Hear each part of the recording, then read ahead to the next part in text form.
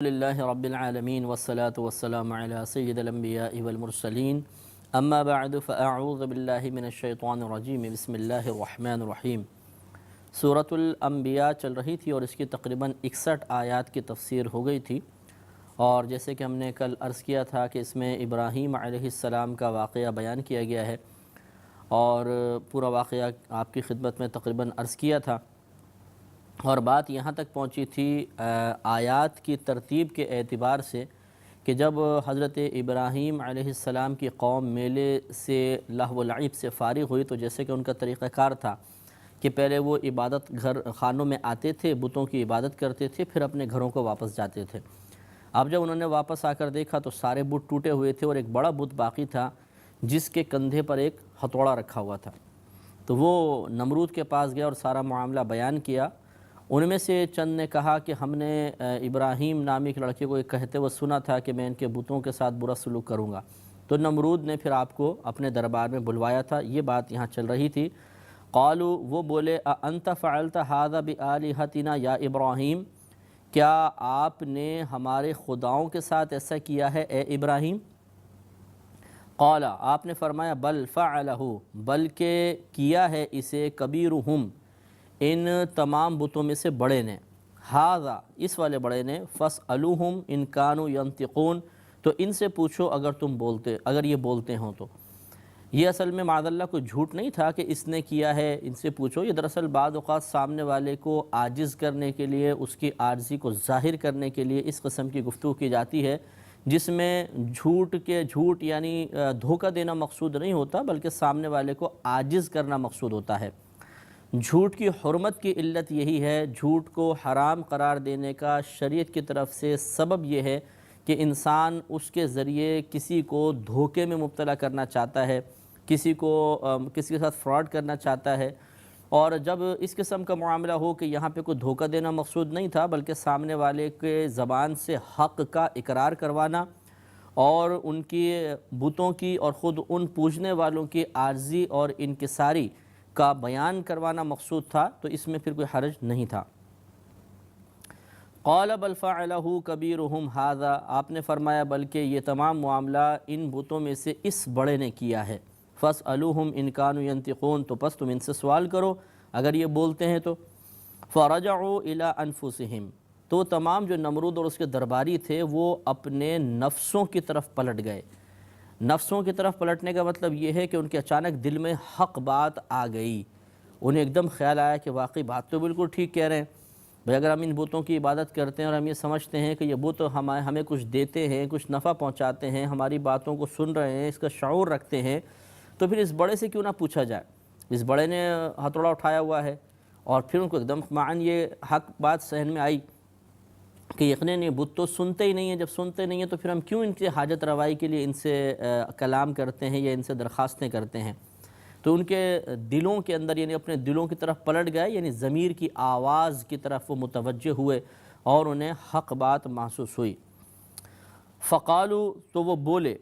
Income انتم الظالمون، بے شک تم ہی ظلم کرنے والے ہو۔ ثم نکسوا علی رؤوسہم، پھر وہ اپنے سروں کے بل الٹے ہو گئے، الٹے کر دیے گئے۔ یعنی مطلب کیا ہے کہ پہلے تو ان کے دل میں اچانک حق بات آئی، لیکن پھر وہی جو سرکشی، عناد، جہالت ان کے دل پر طاری تھی وہ غالب آ گئی۔ دوبارہ وہ مطلب لوٹایا گئے سے مراد اللہ کی تائید ہٹی، اور پھر وہ دوبارہ اسی ناحق بات پر مصر ہو گئے، اور یہ کہنے لگے کہ لقد علمت ما هؤلاء ينطقون، اے ابراہیم یقیناً تم اچھی طرح جانتے ہو کہ یہ بولتے نہیں ہیں۔ قالا، تو حضرت ابراہیم علیہ السلام نے ارشاد فرمایا، افتعبدون من دون اللہ ما لا ينفعکم شیئا ولا یضرکم، تو کیا پس تم ان کی عبادت کرتے ہو اللہ تعالیٰ کو چھوڑ کر یا اللہ تعالیٰ کے علاوہ، جو نہ تو تمہیں کچھ نفع دے سکتے ہیں اور نہ تمہیں ضرر دے سکتے ہیں۔ یہ بڑی پیاری دلیل تھی کہ اگر یہ تمہیں نفع دے سکتے ہوں، کوئی نقصان پہنچا سکتے ہوں تو چلو پھر بھی کوئی بات سمجھ میں آتی ہے، لیکن نقصان پہنچانے والا، نفع دینے والا، نعمت عطا فرمانے والا، تمہیں زندگی دینے والا، تمہیں بڑھانے والا، تمہیں نعمتوں کی فراوانی دینے والا تو اللہ تعالیٰ ہے۔ تو اللہ تعالیٰ کو چھوڑ کر پھر ایسی چیزوں کی عبادت کی طرف مائل کر ہونا جو خود اپنے وجود میں تمہارے محتاج ہیں، تم ان کو بناتے ہو، پھر یہ بھی تم تسلیم کرتے وہ بولتے نہیں ہیں، وہ سنتے نہیں ہیں، تو پھر کیوں تم ان کی عبادت کرتے ہو؟ اف لکم، تم پر افسوس ہے، وَلِمَ تَعْبُدُونَ مِن دُونِ اللَّهِ، اور ان بتوں پر بھی جن کو تم اللہ تبارک و تعالیٰ کے سوا جن کی عبادت کرتے ہو، افلا تعقلون، تو کیا تم عقل نہیں رکھتے ہو؟ کیا تمہیں عقل نہیں ہے؟ اتنی سی واضح سی بات ہے کہ تم ایک ایسی چیز کی عبادت کر رہے ہو کہ جو تمہارے لیے نفع اور نقصان کی مالک نہیں ہے۔ اب جیسے اللہ نے سابقہ میں ارشاد فرمایا تھا کہ ثم نکسوا علی رؤوسہم، کہ وہ اپنے سروں کے بل اوندھے ہو گئے تھے، یعنی پھر وہ جہالت کے اندر مبتلا ہو گئے تھے، لہٰذا اس جہالت نے کام کیا اور انہوں نے حق بات کو قبول کرنے کے بجائے آپس میں ایک منصوبہ بنایا۔ قالوا، انہوں نے کہا کہ حرقوہ، انہیں جلا دو، حضرت ابراہیم علیہ السلام کو معاذ اللہ جلا دو، وانصروا آلہتکم ان کنتم فاعلین، اور اپنے خداؤں کی مدد کرو اگر تمہیں کچھ کرنا ہے تو۔ یعنی وہ آپس میں کہنے لگے اگر کچھ کرنا چاہتے ہو تو پھر یہ کرتے ہیں کہ ہم اپنے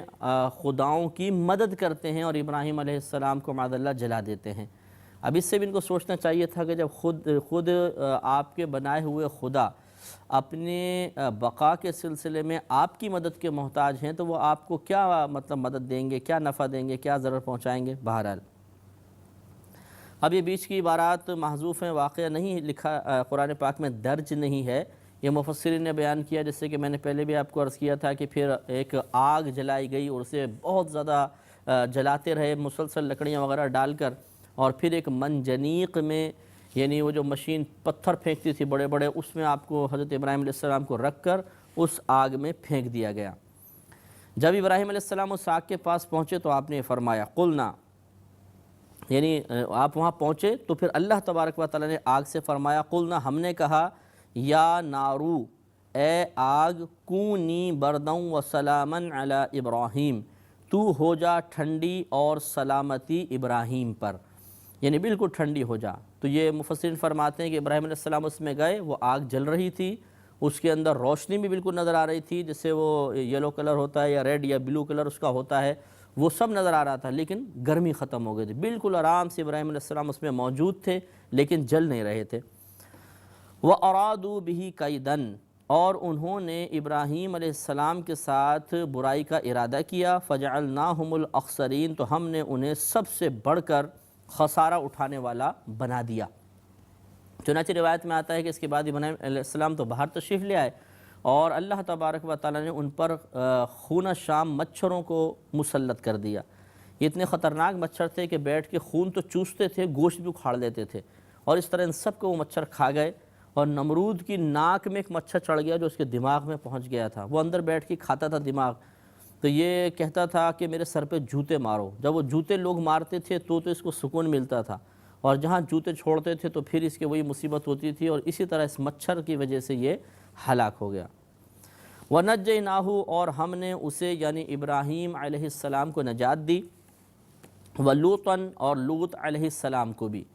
إِلَى الْأَرْضِ الَّتِي بَارَكْنَا فِيهَا لِلْعَالَمِينَ، ایک ایسی زمین کی طرف کہ جس میں ہم نے جہان والوں کے لیے برکت رکھی تھی۔ تو لوط علیہ السلام جو تھے، یہ بھی آپ کو معلوم ہے کہ پیچھے واقعات گزر چکے ہیں کہ ان کی قوم برے افعال میں مبتلا تھی، وہ مردوں سے اپنی خواہشات نفسانی پوری کر لیا کرتے تھے، اور پھر وہ لوط علیہ السلام کے دشمن ہو گئے آپ کے منع کرنے کی وجہ سے، تو اللہ تبارک و تعالیٰ نے لوط علیہ السلام کو آپ کے گھر والوں سمیت وہاں سے نکال دیا تھا، سوائے آپ کی زوجہ کے کہ وہ کفار کے ساتھ ملی ہوئی تھی، منافقہ عورت تھی، اور آسمان سے پتھر نازل فرمائے، پتھروں کی بارش ہوئی، سب کے سب ہلاک ہو گئے تھے۔ اور یہ لوط علیہ السلام جو ہیں یہ ابراہیم علیہ السلام کے بھتیجے ہیں، ابراہیم علیہ السلام کے بھائی تھے ہاران، ان کے صاحبزادے ہیں لوط، تو یہ بھتیجے ہیں، چچا بھتیجے لگتے ہیں۔ اور یہ جو فرمایا کہ ایک ایسی زمین کی طرف ہم نے ان کو نجات عطا فرمائی کہ جس میں جہان والوں کے لیے برکت رکھی گئی ہے، اس سے مراد ملک شام ہے۔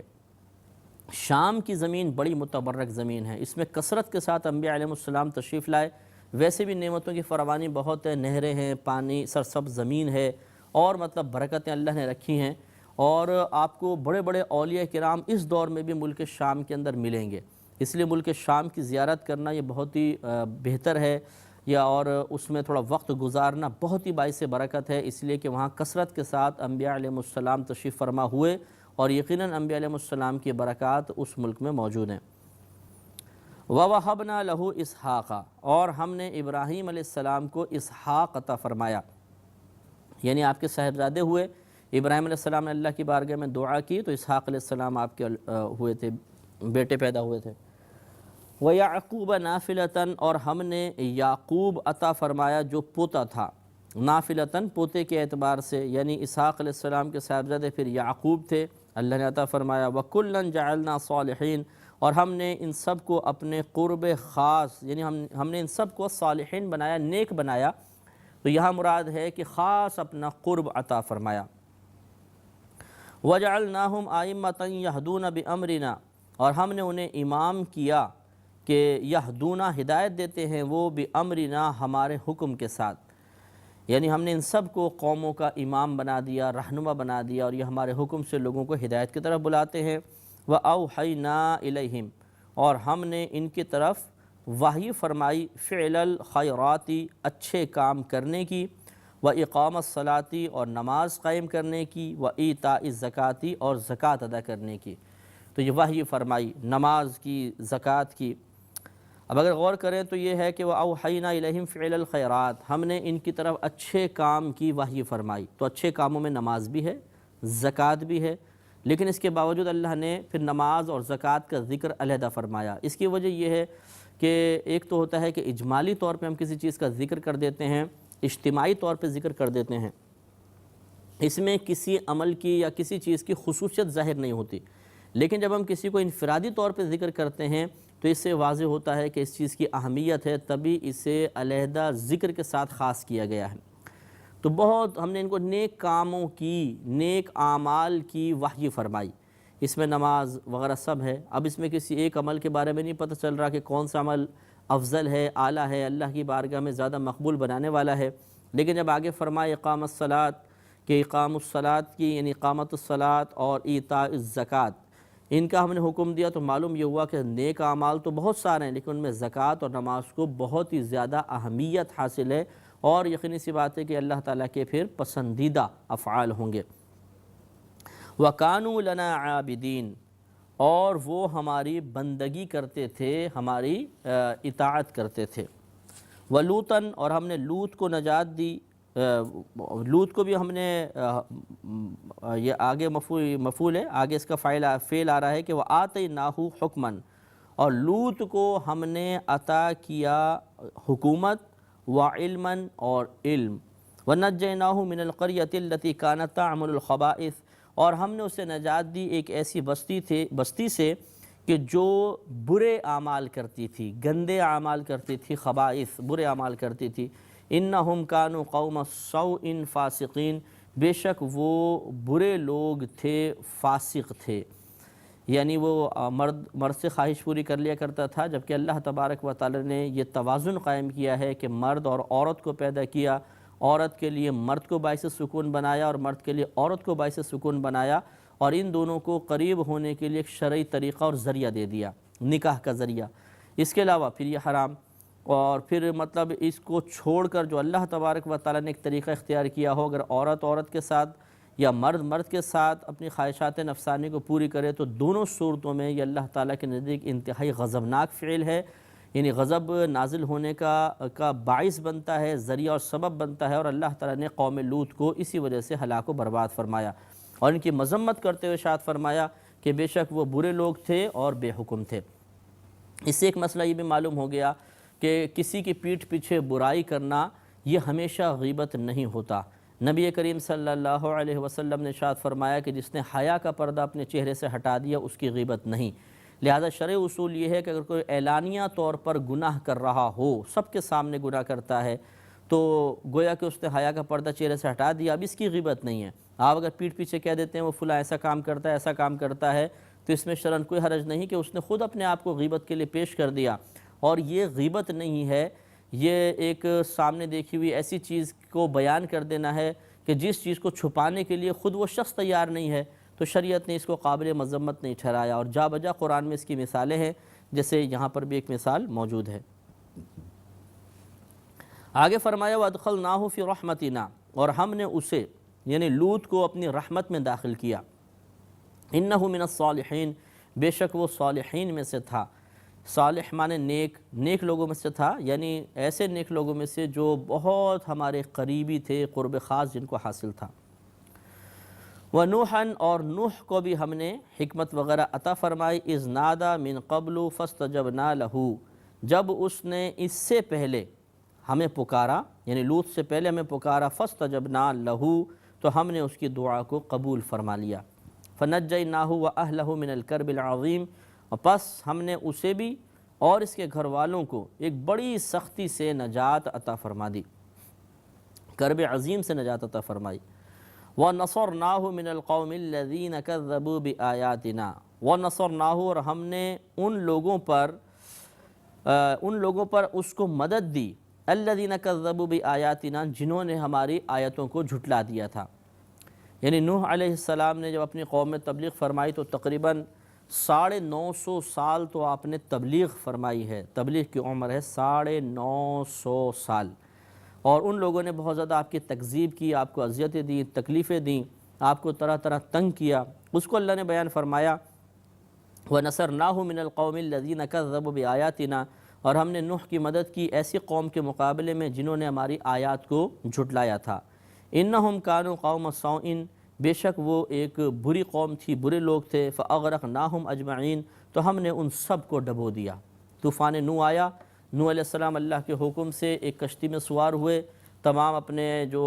ماننے والے تھے ان کو بھی سوار کیا، اور ہر جاندار کا، جانوروں میں سے ایک ایک جوڑا لے لیا، نر مادہ، اور پھر انہی سے نسلیں آگے بڑھتی چلی گئیں، اور یہ کشتی میں سوار ہو گئے تھے، باقی سب کے سب ڈوب گئے، ہلاک ہو گئے۔ وَدَاوُودَ وَسُلَيْمَانَ، اور داؤد اور سلیمان کو یاد کرو،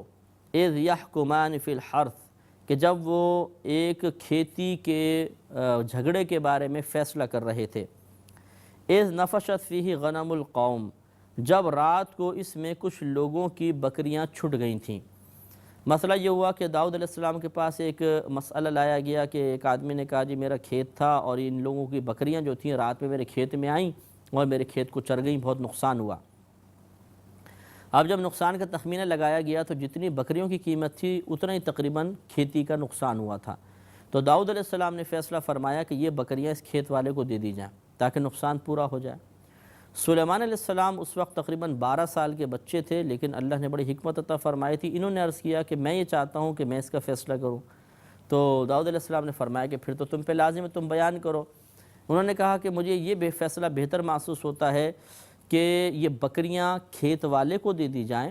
اور کھیت بکری والوں کے حوالے کر دیا جائے، اور ان سے کہا جائے کہ جتنی کھیتی ان بکریوں نے کھائی ہے اتنی وہ کھیتی بڑی کر کے دیں، یعنی بیج اگائیں، ہل چلائیں، دوبارہ اس کو اگائیں، اور اتنے عرصے میں یہ کھیت والا ان بکریوں سے نفع اٹھاتا رہے، ان کا دودھ پیتا رہے۔ جب وہ کھیتی پوری ہو جائے تو یہ بکریاں واپس کر دیں اور یہ کھیت ان کو دے دیں۔ تو داؤد علیہ السلام نے اس کو پسند فرمایا۔ اس پہ انشاءاللہ ہم مزید کلام کرتے رہیں گے۔ وآخر دعوانا